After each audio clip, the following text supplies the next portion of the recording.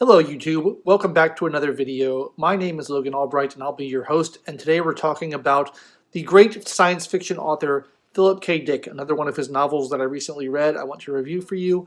It comes from this excellent collection by the Library of America. You all know how much I love my Library of America volumes, they are so good. This is one of the later ones. It is Valis and Later Novels. It contains 4 novels from the last part of Philip K. Dick's career just before he died. The novels are A Maze of Death, Valis, which I reviewed already, The Divine Invasion, and The Transmigration of Timothy Archer.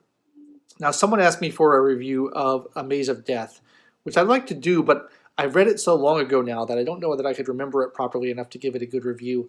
So I liked it. There's my review of A Maze of Death. It was awesome. But I already did a review of Valis, so today's review is about The Divine Invasion, which I just recently read and I thought was really interesting.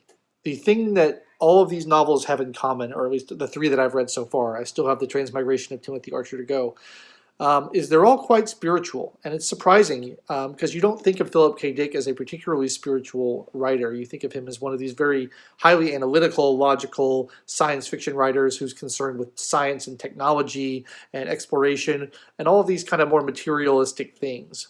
But and you get that impression from a lot of Philip K. Dick's earlier writings, especially his short stories. They're very idea based. They're very focused on like little what if scenarios about the future. Usually, they're very clever. I mean, he clearly has a very a certain type of analytical, logical, rational mind that allows him to come up with these really clever logical puzzles. Like I'm thinking of one of my very favorite stories of all time, which is Paycheck, made into a terrible movie not worth watching, but one of the best stories I've ever read. It requires such a mind capable of planning very intricate details in order to write that story, Paycheck. What a wonderful story that is. And I just, you don't really think of the guy who wrote that story as going to go off onto some deep philosophical, spiritual meditations about religion and the nature of the universe. You don't really think that's going to happen, but he does, because Philip K. Dick was a unique individual and had a very unique mind and was really interesting. So these last 4 books, all about kind of religion and spirituality, and Philip K. Dick's kind of grappling with the unknown and the infinite in that sense. Valis was definitely like that, and The Divine Invasion is like that too. It's a very strange book. I feel like I'm only reading strange books these days. The last few things I've reviewed have been like really odd, but that's cool because I like to read things that are different and make me think, and this is certainly falls in that category. Hey guys, I'm going to let you get back to the video in just a second, but I just wanted to take a minute and tell you that I'm getting close to a breakthrough in the number of sales of my recent book, Conform or Be Cast Out, The Literal Demonization of Nonconformists.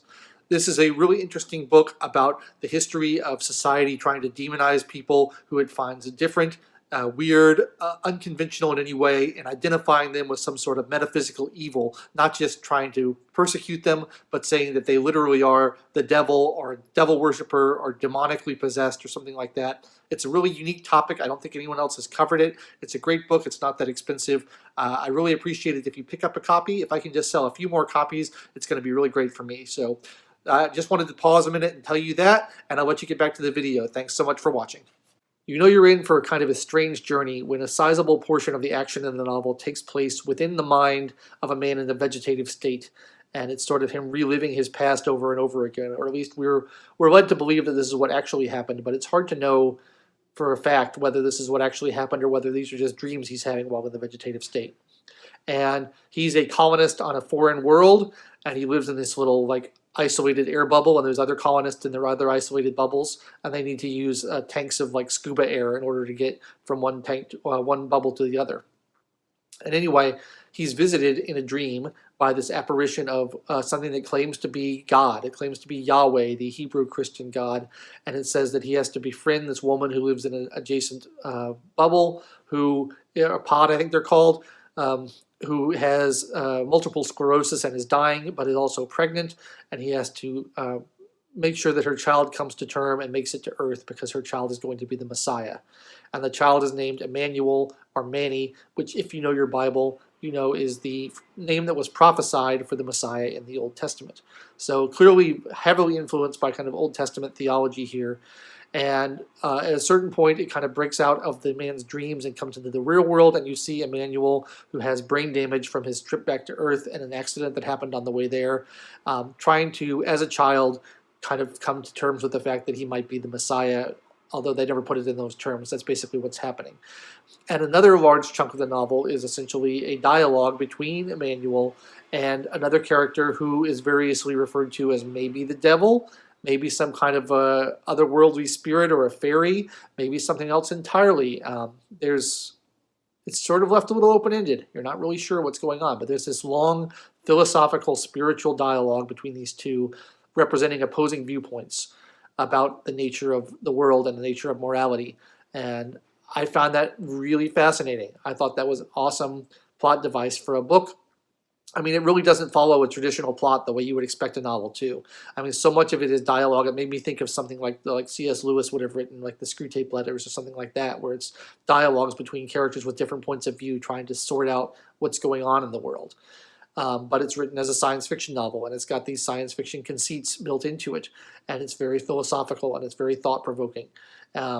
And it's kind of coping with the nature of humanity and our place within the universe. And I thought that was really interesting. So while all this is going on, you have the kind of government authorities and religious authorities on Earth. It's run by sort of a artificial intelligence, big brain computer that runs everything. And they have gotten wind of what's going on, and they're trying to prevent the Messiah from coming to Earth. They're trying to prevent him from ascending to power, because they are under the impression that this is an evil thing. This is a devil working, sort of an antichrist figure coming to destroy the world and destroy their power. So you have this force working against them as well. And again, you're not really quite 100% sure who's in the right here, because both sides think that they are on the side of God and the side of good and the side of righteousness, and that the other side is evil and the devil and trying to destroy things. And it's never clear cut. It's always like, well, I'm not really sure who the good guys are here. But I like that. I like that ambiguity. I like the way that he kind of takes these different viewpoints, and none of them are really straw man viewpoints. None of them are like cartoon villain caricature viewpoints. They're like, you can see where they're coming from. They're real characters with real points of view, and you can sympathize with where they're coming from and think maybe they might actually be right. And you have this other character who is called Elias. He's known by several names, but known as Elias Tate. And he's kind of the guardian of the young Emmanuel Messiah.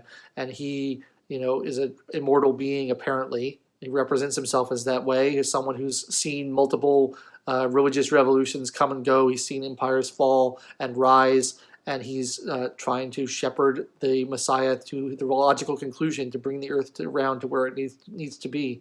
And so it's very allegorical in that sense. It's like a lot of parallels with biblical prophets and biblical prophecies, and it's very much rooted in that Judeo-Christian theology, which again surprised me. I mean, I don't know. I haven't done research on this, but I don't know whether Philip K. Dick was a Christian or Jew, or whether he was agnostic or atheist, or what he was. I have no idea. But he seems to have been very deeply influenced by the Bible, and he seems to know it very well. There's a lot of references to it that seem very specific and like something that only someone who had studied the Bible quite well would be able to make. He seems to know what he's talking about. I know in Valis and some of the other books I've read by him, there's Kabbalistic references, which always surprise me when people know about the Kabbalah, because it's something I know about, but I think most people have never heard of it. And so he clearly knows something about that too. So that's Jewish mysticism. So maybe he was Jewish. I don't know. Someone in the comments can tell me whether Philip K. Dick was Jewish or whether he was a Christian or what. But he clearly has studied his theology and he knows what he's talking about. So it's fun as someone like me. I'm not a Christian or Jewish myself, but I'm interested in religion, and I've read a lot of this material, that I find these references to these things folded in and wrapped up in this narrative, and I think that makes it a really rewarding read for someone who's interested in those type of things. If you're not someone who's interested in theology and religion, you may not get too much out of this book. It's not like your traditional sci-fi space opera with people flying around with lasers and crazy technology and stuff. It's much more cerebral than that, which I guess is fairly typical for Philip K. Dick. You expect cerebral from him, but you don't expect the spiritual element of it. So that's what you're in for with The Divine Invasion. I believe it was his second to last novel. I think The Transmigration of Timothy Arthur was his final novel before he died. I'm really excited to read that one. I'll do a review of it once I get to it. But yeah, Divine Invasion, quite a read. I really am enjoying these final novels of Philip K. Dick. I have another Library of America edition of some of his earlier novels that I'm going to read after I finish this one. So that will be interesting to see how those compare, if they still contain kind of the seeds of that spiritual element that I wasn't expecting to find in this. That will be fascinating. So I'll get to that next. But for now, that's my review of The Divine Invasion. I really enjoyed it. It's not very long. It's a pretty quick read if you're interested in that sort of thing. I recommend it. I always recommend picking up Library of America editions because they're such high quality and so well made, and they look nice on the shelf. But yeah, great stuff. And as always, I love anything Philip K. Dick writes. I think he's just a fantastic author, full of imagination and surprises and wonderful ideas that are just you don't find from many other writers. So that's great. Anyway, that's what I have to say about that. I'll be back again next week with another review for you of some other book that I will have read by then, and we'll see what it is. You'll have to stay tuned to find out. But thanks so much for watching in the meantime. I've been Logan Albright, and take it easy.